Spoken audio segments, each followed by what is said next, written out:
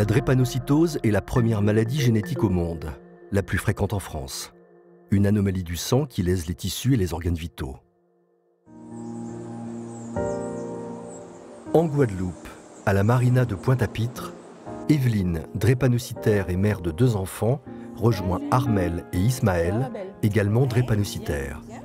Ils se réunissent pour parler d'un sujet sensible, fonder une famille. Je dirais que c'est pas facile d'avoir des enfants en tant que drépano. Le père de mon fils, au début, il savait que j'étais drépano et tout, jusqu'au moment où je lui ai dit que je vais être maman et qu'il va être papa. Un drépanocytaire pendant la grossesse et un drépanocytaire dans sa vie, c'est pas la même chose non plus. T'as encore beaucoup plus peur pour l'enfant, surtout quand l'enfant subit en même temps que la maman. On était toutes les deux en réanimation, on a fait la totale. Et je dirais que ça dépend du partenaire. Soit c'est quelqu'un qui accepte de vivre avec toi et ta maladie et les enfants, ou soit tu tombes sur quelqu'un comme le père de mon fils qui n'a jamais voulu, qui s'en foutait même si je lui avais expliqué, même s'il a vu au moins 10 millions de crises avec moi. Tout dépend de la personne. Armel a 46 ans. Elle a eu une vie maritale, mais a choisi de ne pas avoir d'enfant.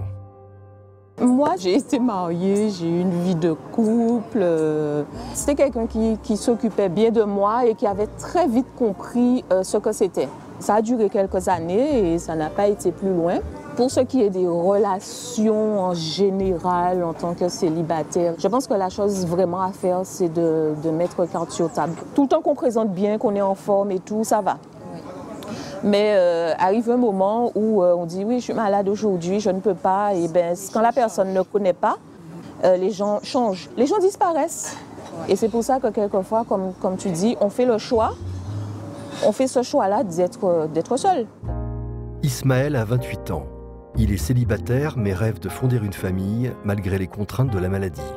On veut la vie de Monsieur Tout-le-Monde, c'est-à-dire fonder une famille, vivre comme Monsieur Tout-le-Monde.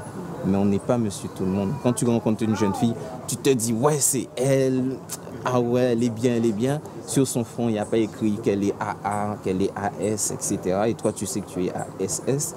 Et c'est ça qui est compliqué. J'attends, moi, personnellement, beaucoup de garanties avant de m'engager, à moins d'avoir une personne, bon Dieu l'a envoyée, elle a des ailes et elle comprend tout. Donc voilà. Bon courage. Donc voilà, c'est la vie qui est comme ça.